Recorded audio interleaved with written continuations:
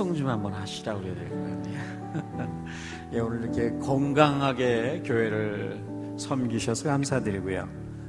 참 57년, 8년의 세월 동안 늘 교회 온갖 풍상 속에서 교회를 지켜오시며 기도해 주시고 또 후배들 이렇게 또 훈계하시면서 교회를 견고하게 세우는 일에 큰 일을 감당하셨습니다. 감사를 드립니다. 우리 하나님께서 남은 평생에 더 큰 은혜와 강건함으로 복을 주셔서 우리 권사님들 기도를 통해 교회가 또 새로운 부흥의 시대를 열어가는 그런 역사가 있게 되기를 바라겠습니다. 그래 1958년 1월 19일입니다. 당시 우리 한 장로교회는 WCC 문제로 인해서 교회가 극심한 혼란과 분열, 어려움 속에 있었습니다. WCC에 참여하느냐 하는 이 문제를 가지고 장로교회가 대립돼서 갈라질 때 하나님의 진리를 파수하기 위해서 이 언덕에 이제 오늘 우리 권사님 세 분을 중심한 여러분들이 교회를 시작을 하셨습니다. 그동안 57년 동안 우리 교회를 통해서 수많은 우리 하나님의 사람들이 구원을 받았고 또 주님 나라의 일꾼이 되어서 이 세상으로 보내심을 받았습니다. 우리 시작은 미약했으나 하나님의 은혜로 말미암아 나중은 심히 창대케 되었고 또 작은 자를 통해 천을 이루고 또 약한 자라도 강국을 이루게 될 것이라고 하는 그 하나님의 약속을 하나님이 우리 속에서 이루어 주신 줄로 믿고 감사를 드립니다.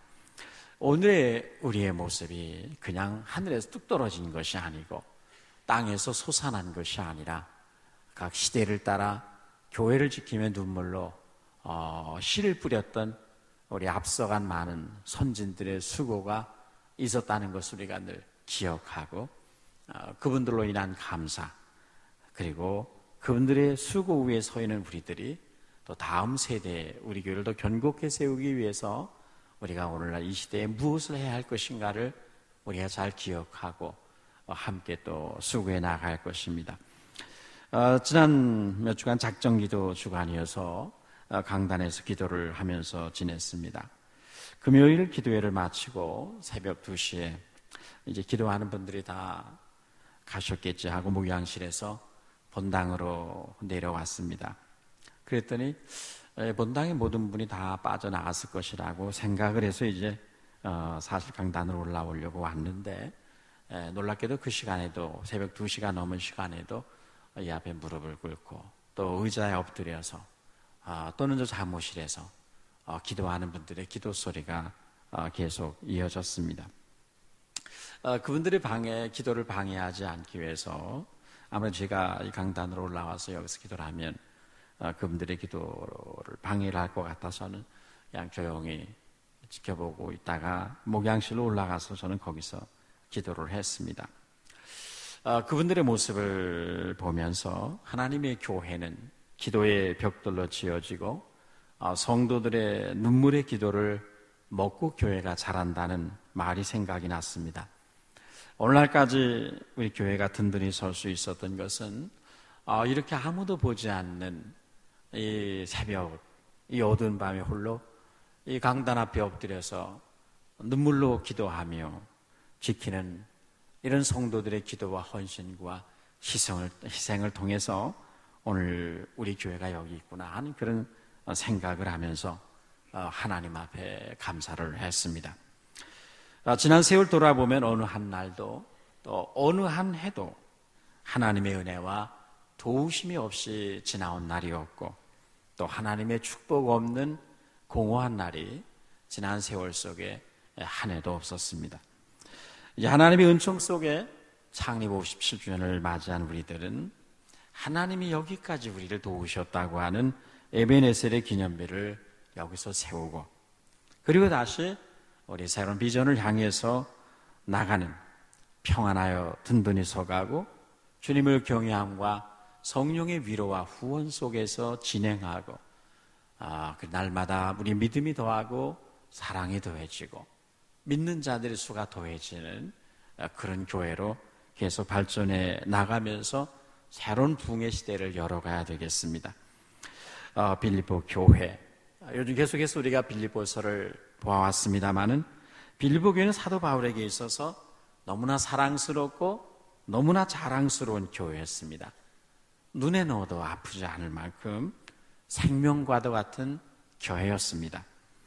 지난날 그가 드로아에서 마케도니아인이 환상 가운데 나타나서 와서 우리를 도와달라고 손짓하는 모습을 보고 하나님께서 우리를 저 유럽으로 부르시는구나 라고 해서 배를 타고 바다를 건너서 첫 번째 도착한 성이 빌립보 성이었습니다.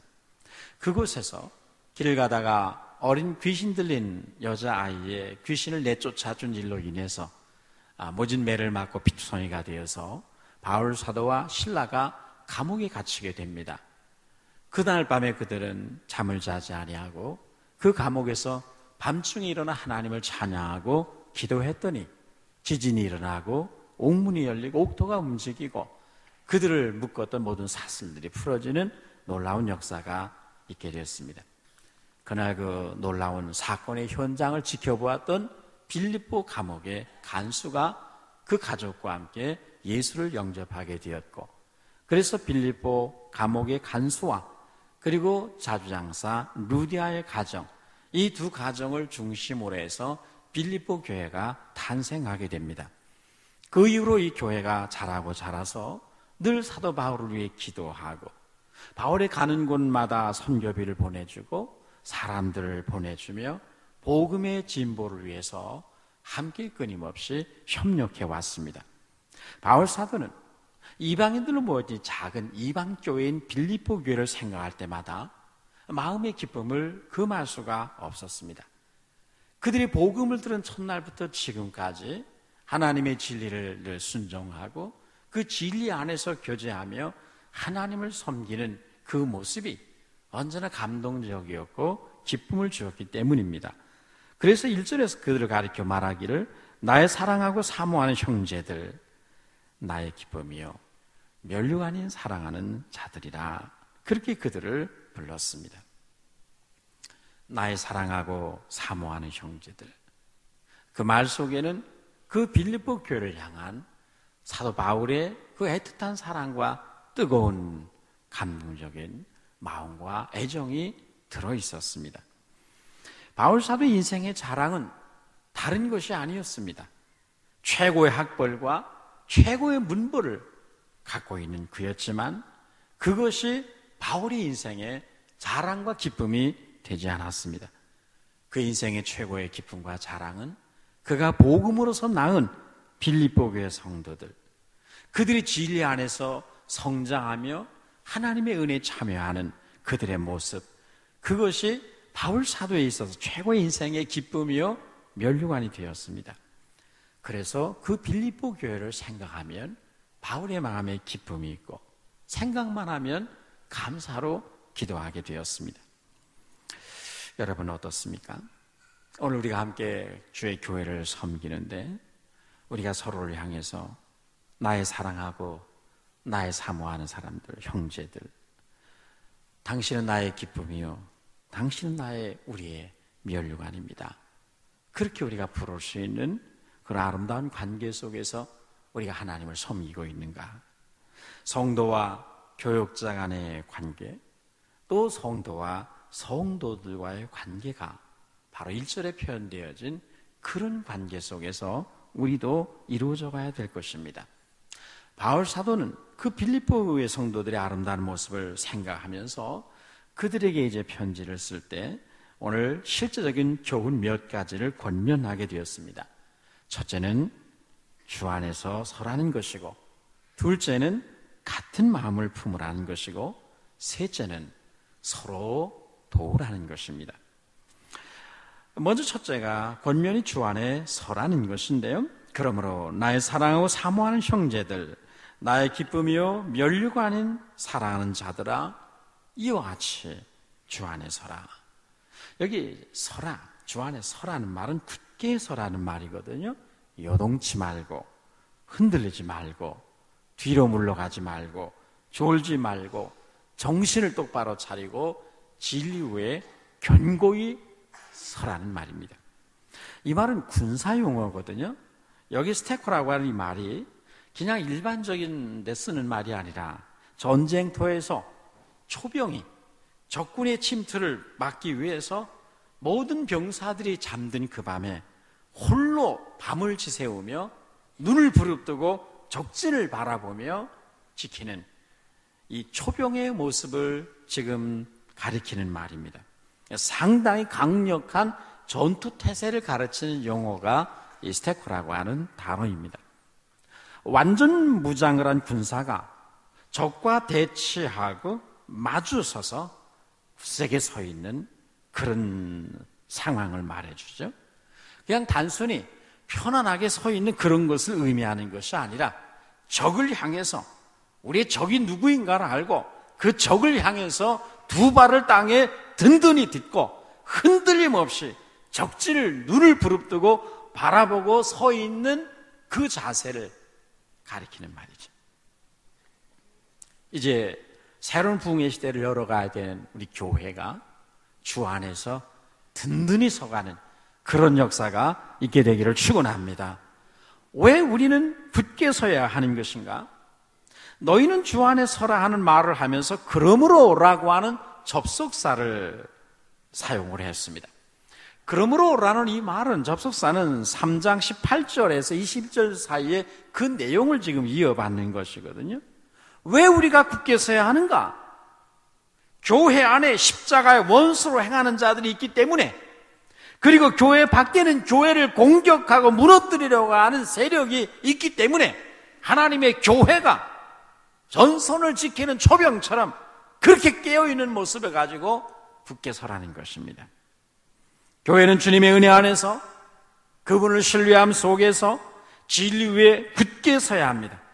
적진을 바라보고 서 있는 초병과 같이 이 어둠이 가득한, 어둠이 몰려오는 이 영적 전쟁터에서 우리 교회는 모든 성도들이 눈을 부릅뜨고 적진을 향해 진리 위에 굳건히 서는 그런 교회가 되시기를 축원합니다.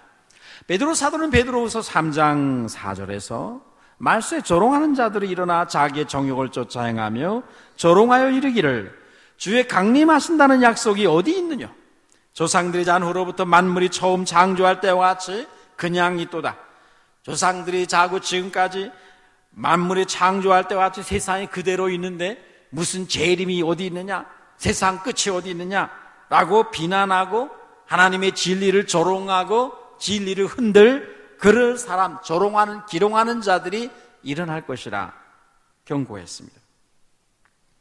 진리를 비웃는 사람들, 십자가의 원수로 행하는 사람들, 교회를 흔들며 대적하는 사람들이 많이 일어날 것이기 때문에 교회가 이 종말에 주 안에 굳게 서라는 것이죠. 오늘날까지 우리는 57년 동안 우리 교회는 진리 위에 서 있었습니다. 주님의 주권과 섭리를 믿고 그분의 진리가 승리할 것을 믿는다는 이 확고한 믿음 위에서 오늘까지 우리 교회는 진행해 나왔습니다. 이제 우리는 더욱더 진리 위에 다시금 더 굳게 서서 우리의 영적인 대적을 향해 서는 그런 우리 하나님의 그리스도 예수의 좋은 군사들, 하나님의 군대가 되시기를 주의 이름으로 축원합니다. 수많은 사이비 이단들이 우죽순처럼 일어나서 진리를 혼잡케 하고 교회를 뒤흔들고 어지럽히는 시대가 되었습니다. 교회는 진리의 기둥과 터입니다. 교회는 진리 위에 굳게 서 있지 아니하면 이 말세에 이리저리 흔들리게 되고 요동하게 됩니다. 2월 6일 날 서울시와 성북구를 위한 연합기도회가 있어서 그걸 준비하면서 우리 성북 관내에는 상당히 큰 어떤 교회에 그날 저녁 찬양 성가대를 좀 맡아달라고 제가 부탁을 드렸더니 그 목사님이 요즘 자신의 교회에 중직자들, 안수집사들 사이에 사이비 이단이 침투해서 교회가 어지러워져서 지금 찬양을 저희 교회가 맡을 수 없게 되었습니다. 그렇게 말을 전해왔습니다. 그 말을 듣고 굉장히 안타까웠습니다. 아주 상당히 훌륭한, 부흥하는, 우리보다 훨씬 큰 교회였는데 지나고 보니까 이 교회를 흔들고 서로 일으키는 사람 속에 아마 신천지 이단이 거기 들어와 있었던 모양이에요. 그래서 교회가 하루아침에 어지러워져서 성가대를 보낼 수 없을 정도가 됐다는 것입니다. 우리가 안과 밖으로 사입 이단들이 일어나 진리를 혼잡케 하고 교회를 어지럽히는 세력들이 일어난 이때에 하나님의 교회들이 진리 안에 견고히 서지 아니하면 어느 교회도 여기서 흔들리지 않을 자가 누가 있겠습니까? 우리는 모두가 그리스도 예수의 좋은 군사가 되어 모든 사람들이 잠든 사이에도 홀로 서서 적진을 지키는 초병처럼 그런 영적인 긴장감 속에서 영적인 싸움을 싸워나가는 하나님의 군대요, 그리스도 예수의 좋은 군사가 되기를 우리 모두가 사모하며 나가게 되기를 주의 이름으로 축원합니다. 여기 서라는 이 말씀 속에는 참아내고 버텨낸다라는 의미가 포함되는 말입니다. 초병이 적진을 향해 요동치 아니하고 당당히 서서 맞서기 위해서는 모든 비바람과 환난을 참고 인내하고 버텨야 됩니다. 그렇지 아니하면 그 모든 비바람을 맞으며 어두운 밤에 밤을 지새우며 설 수가 없는 것이죠. 우리에게 닥친 여러 가지 환난과 고난, 그 모든 속에서도 우리가 끝까지 하나님께 대한 신뢰를 가지고 참아내고 버텨서서 어둠을 대적함으로 우리 교회는 진리의 국권이 선 교회로 요동치 않는 그런 군대와 같이 되기를 주의 이름으로 축원합니다. 두 번째는 같은 마음을 품으라는 것입니다. 바울이 빌보 교회를 향해 권면한 두 번째 말씀이 2절입니다. 내가 유오디아를 권하고 순두개를 권하노니 주 안에서 같은 마음을 품으라. 그는 빌립보 교회를 생각하며 기도할 때마다 마음 한구석에 아픔이 있었습니다. 지울 수 없는 근심과 슬픔이 있었습니다. 그것은 그 교회의 분열과 다툼의 기운이 자라나고 있었기 때문입니다. 빌립보 교회가 매우 훌륭한 사랑스러운 교회였지만 지상에 완전한 교회가 없는 것처럼 이 빌립보 교회도 역시 작은 문제를 안고 있었습니다. 그것은 그 교회의 분열과 다툼의 기운이 자라는 것입니다. 빌립보 교회를 섬기는 유력한 두 여인을 중심으로 해서 교회가 내부적으로 갈등을 빚고 분열을 하고 있었습니다. 유오디아와 순두개라는 여인입니다. 유오디아와 순두개가 어떤 사람들인지는 구체적으로 나타나 있지 않습니다만 3절 내용을 보면 지난날 바울 사도와 함께 빌립보 교회를 섬기는 데 있어서 아주 헌신적으로 바울을 도왔던 유력한 사람들이었습니다. 그들은 교회를 세우는 데 있어서 발벗고 나서서 물질을 드리고 몸과 마음을 들여 헌신을 했습니다. 두 사람 다 바울의 사랑스러운 동역자들이었습니다. 그들의 이름이 하늘의 생명책에 기록되어 있었습니다. 그들은 누구보다 헌신되고 충성된 열심히 있는 성도들이었습니다. 그런데 이 두 사람의 마음이 하나가 되지 못했습니다. 그 교회 가장 유력한 두 사람 가운데서 다툼으로 교회가 어려움에 빠지게 됩니다. 평안함을 잃었습니다. 바울은 이 일이 너무 괴로웠습니다. 그래서 사도는 이 두 여인을 향해서 주 안에서 같은 마음을 품으라 권면하게 되었습니다. 너희는 주 안에서 같은 마음을 품으라. 여러분, 우리 교회가 평안하여 든든히 서가는 교회로 날마다 하나님을 경외함과 성령의 위로로 진행하는 데 있어서 가장 중요한 것이 무엇이겠습니까? 우리가 주 안에서 같은 마음을 품고 나가야 할 것입니다. 특별히 열심히 있는 사람일수록, 중요한 직분이 있는 사람일수록 같은 마음을 품는 것이 매우 중요합니다. 교회가 다투고 싸우는 것은 새신자들 때문에 일어나지 않습니다. 열심히 있는 사람들 때문에 교회는 언제나 싸움이 있고 갈라집니다. 열심히 내는 사람들이 언제나 교회를 갈라놓고 그리스도의 영광을 모독하게 됩니다. 열심히 나쁜 것은 아닙니다. 주의 일에 당연히 열심을 내야 합니다.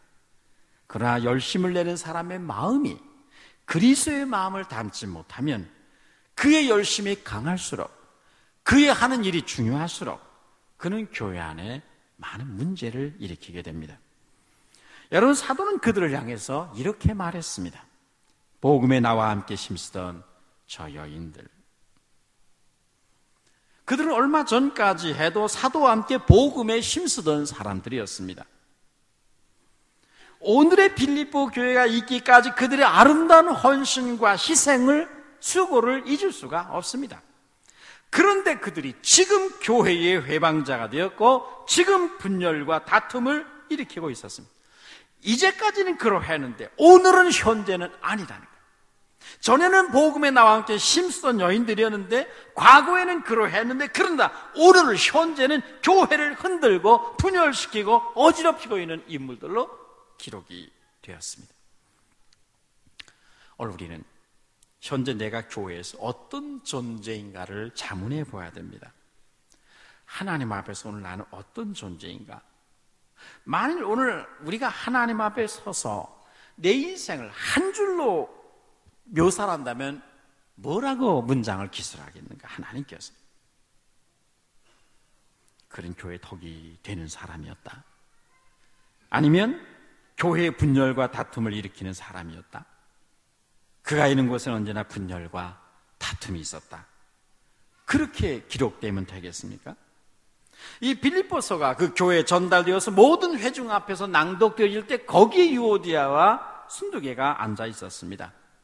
그때 그 빌립보가 낭독될 때 내가 유오디아를 권하고 순두개를 권하노니 주 안에서 같은 마음을 품으라는 이 권면이 나올 때 그 두 사람은 얼마나 깜짝 놀랐고 얼마나 당황하며 부끄러워했겠습니까? 그들의 삶을 여러 장의 노트에다가 기록한다면 지난날에 행했던 수많은 아름다운 일들을 사도와 함께 했다는 것을 기록할 수 있을 것입니다. 그러나 그들의 삶이 성경에 기록될 때에 하나님은 현재의 모습으로, 현재 교회를 흔들고 분열시키는 그 모습으로 딱 기록을 합니다. 이것은 굉장히 두려운 일입니다. 여러분, 유오디아와 순두개는 이미 아마 지난날의 은혜를 기억하지 못했던 것 같습니다. 그들은 열심히 있었으나 생각이 서로 달랐습니다. 그래서 그들의 서로 다른 마음, 서로 다른 방향의 생각이 결국은 교회의 갈등을 유발시키고 나쁜 영향을 미치게 되었습니다. 여러분, 갈등이라는 말은 사람 사이의 대립과 반목을 표현하기 위해서 사용되어지는 말입니다. 그런데 이 갈등이라는 말을 가만히 뜻을 보니까 이 갈이라는 것은 이게 칡농쿨, 칡나무를 의미하고 등은 등나무를 말하는 것이더라고요. 그리고 갈등이라는 것은 칡농쿨, 칡나무와 등나무가 서로 뒤엉키는 모습을 지금 말하는 것입니다. 칡나무와 등나무 다 덩굴식물이거든요. 이들은 모두가 나무를 이렇게 감으면서 올라가는 습성을 지니고 있습니다. 그런데 신기한 것은 하나님이 창조한 것은 다 기이합니다마는 칡농쿨은 나무를 타고 올라갈 때에 왼쪽으로 감으면서 올라간다 그래요. 등나무는 오른쪽으로 감으면서 올라갑니다. 올라가는 방향이 다른 거예요. 그래서 칡나무와 등나무가 같은 나무를 타고 올라가면 서로 올라가는 감는 방향이 다르기 때문에 서로가 엉키게 됩니다. 그래서 둘 다 오르지 못하고 결국은 고사하게 된다는 말이에요. 그러나 칡농쿨끼리 올라가면 같은 방향으로 나무를 감고 올라가기 때문에 서로 갈등을 빚지 않습니다. 그들은 나무를 오르는 방향이 항상 같습니다. 함께 감고 올라가도 같은 방향에서 왼쪽으로부터 감고 올라가기 때문에 서로가 엉켜서 고사당하는 일이 없다는 거예요. 같은 방향으로 올라가기 때문에 서로 다툴 일이 없는 것이죠. 우리가 그렇지 않습니까? 갈등을 피하는 가장 좋은 방법은 오르는 방향을 같이 하는 것입니다. 생각의 방향을 같이 가는 것입니다. 이것이 이제 같은 마음을 품으라는 거거든요. 그러면 반목, 갈등, 다툴 일이 없다는 거예요. 성경은 이들에게 서로 같은 마음을 품으라라고 권하고 있습니다. 어떻게 같은 마음을 품습니까? 누구의 마음을 따라야 같은 마음을 품게 됩니까?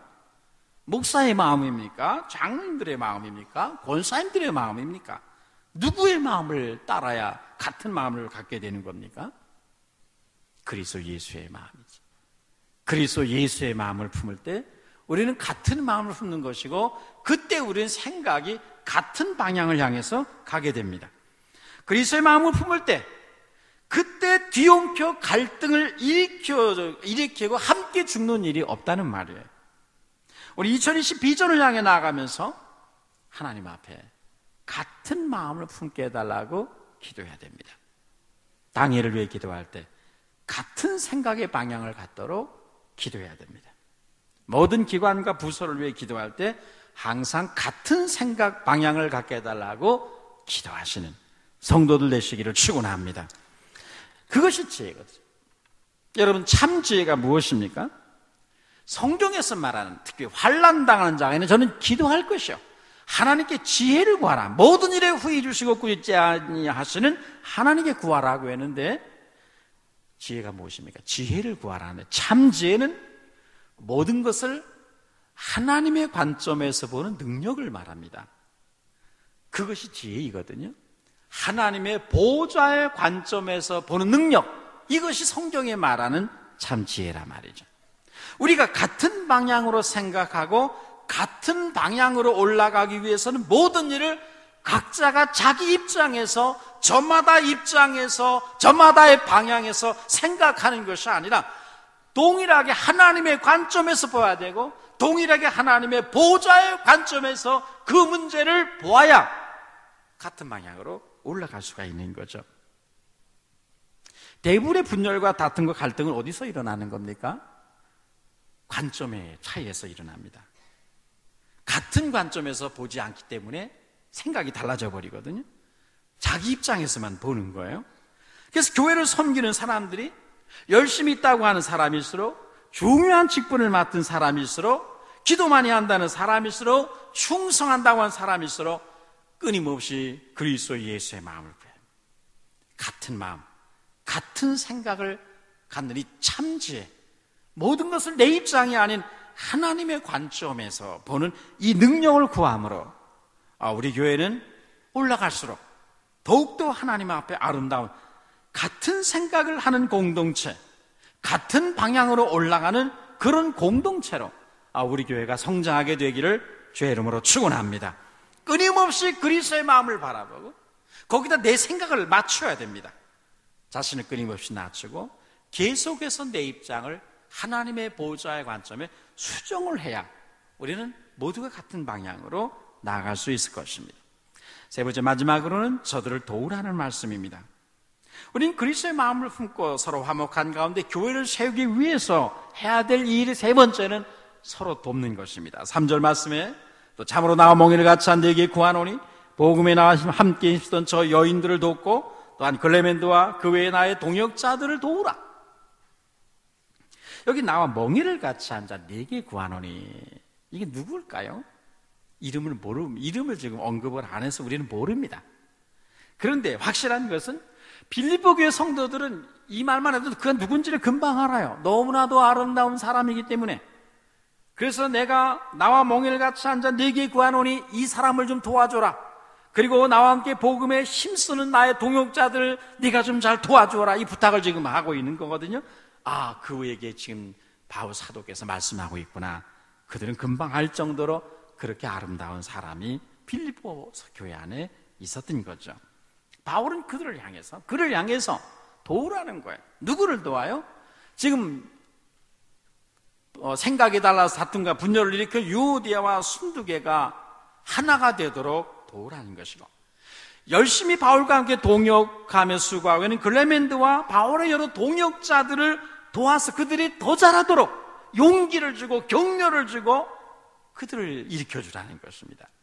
그래서 잘하는 일을 더 잘하게 하고 넘어진 자를 일으켜 붙들어주고, 그래서 다른 사람들을 잘 도와줌으로 뒤처진 사람, 자빠진 사람, 실족한 사람 없이 모두가 함께 같은 방향을 향해서 가게 하라는 그런 말씀이었습니다. 가장 가치 있는 삶이란 어떤 것이겠습니까? 다른 사람을 잘 돕고 세우는 사람, 그 삶이 가장 가치 있는 삶일 것입니다. 강철의 가치에 대한 흥미로운 글을 보았습니다. 강철을 그대로 팔면 5달러를 받는데 이것을 말의 편자를 만들어서 팔면 10달러를 번다고 합니다. 근데 이 같은 강철을 바늘을 만들어 팔면 300달러를 벌고 더 두들겨서 날카로운 면도칼을 만들어 팔면 3,000달러를 벌는다고 그래요. 심지어 시계 속에 들어가는 정밀한 스프링을 만들어 팔게 되면 같은 강철을 가지고 3만 달러를 얻게 된답니다. 같은 강철인데 가치가 완전히 달라지는 거예요. 예수 믿는 것도 마찬가지거든요. 비슷하거든요. 같은 예수님을 믿어도 쓰임받는 것의 존귀가, 가치가 다른 거예요. 예수님과의 관계에 따라서 달라지는 것입니다. 5달러짜리에 그런 가치를 지닌 인생을 살겠습니까?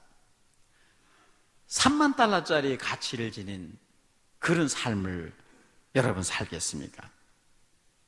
가장 존귀한 가치를 지닌 삶이란 어떤 것이겠습니까? 다른 사람들을 잘 도와서 함께 뛰어가도록 그렇게 만드는, 서로 돕는 사람들이 되어서 우리 인생이 하나님 앞에 5달러, 10달러, 300달러가 아니라 3만 달러가 되는 그런 존귀한 가치를 지닌 인생으로 우리 하나님을 섬기게 되기를 주의 이름으로 축원합니다. 교회는 다른 사람을 잘 도와주는 협력자들이 있어야 되거든요. 다툼과 분열이 있는 곳에 여러분이 들어가면 거기서 싸움이 멈추고 사랑과 화평이 이루어지도록 도와주고, 주를 섬기는 사람들 속에 들어가면 그들이 주를 더 잘 섬기고 더 즐거움 가지고 더 기쁨을 가지고 섬기도록 그런 총매 역할을 해주는 그런 사람들이 교회 안에, 모든 기관 부서 안에 있어야 되는 거죠. 미국의 밥 호프라고 하는 전설적인 코미디언이 있습니다. 그가 한창 정상에서 활동할 때 월남전쟁 상위용사들을 위한 위문 공연 초청을 받았습니다. 그러나 너무 그때 바쁜 때였기 때문에 공연할 수 없다고 거절을 했는데 주최 측에서 밥 호프가 없는 공연은 무의미하다고 판단해서 단 5분만이라도 좋으니까 와서 5분만이라도 좀 참석해달라, 그렇게 거듭 요청을 했습니다. 전쟁이나 국가를 위해 싸우다가 상용사가 된 사람들을 위로하기 위해서 5분만 좀 무대에 서달라는데 그걸 어떻게 거절하겠어요? 그래서 그는 마지못해 수락을 했습니다. 막상 공연이 시작되고 밥 호프가 무대에 올라섰습니다. 딱 5분입니다. 근데 이 사람이 5분만 하고 내려오겠다던 사람이 10분, 20분을 넘기고 30분을 지나가더니 40분을 넘기고 무대에서 내려왔는데 그때 무대에서 내려오는 그의 얼굴에 눈물이 줄줄 흘러내리고 있었습니다. 감독이 당신 왜 눈물을 흘리느냐고 이유를 물었더니 그는 이렇게 말했습니다. 맨 앞줄 상용사 2사람을 가서 보거라. 감독이 가서 무대 앞에 앞줄에 앉은 상용사 2사람의 얼굴을 2사람을 이렇게 보니까 2사람이 함께 박수를 치고 있었습니다. 그런데 그중 한 사람은 왼팔이 없었고 또 한 사람은 오른팔이 없었습니다. 한 사람은 왼팔이었고 한 사람은 오른팔이 없어서 2사람이 각자 하나의 팔을 서로 마주쳐서 그래서 힘찬 박수를 치고 있었습니다. 각각의 팔이 하나밖에 없는 사람들이 함께 서로가 박수를 손을 맞대서 박수를 우렁차게 치는 그 모습 보면서 밥 호프는 5분 만에 내려올 수가 없었던 거죠. 감동을 일으켰습니다. 그것은 밥 호프뿐만 아니라 그 같은 처지에는 거기는 많은 동료들에게 큰 위로와 안위를 가져다 주었습니다. 여러분, 말씀을 마치겠습니다. 우리는 팔이 하나밖에 없는 사람들처럼 능력이 부족하고 지식이 부족하고 경험도 팔 하나밖에 없는 사람처럼 대단한 것이 없는 그런 우리들일 수 있습니다. 그러나 같은 마음과 같은 사랑을 가지고 나의 한쪽 팔과 여러분이 갖고 있는 한쪽 팔을 가지고 힘을 합치면 우리 안에 새로운 감동과 기쁨을 만들어낼 수 있을 것입니다. 이제 우리는 새로운 은혜 속에 더욱 든든히 서가고 나의 믿음과 여러분의 믿음이 합쳐지고 우리 서로의 믿음이 서로 하나가 되어서 우리를 통해서 아름다운 하모니를 만들어내고 더 큰 감동을 일으키고 우렁찬 박수갈채를 만들어내는, 그래서 많은 사람들에게 희망과 용기를 불러일으키는 그런 성도들, 그런 우리들 되시기를 주의 이름으로 축원합니다. 기도하겠습니다. 거룩하신 하나님 아버지, 은혜를 감사합니다. 지나가는 57년의 세월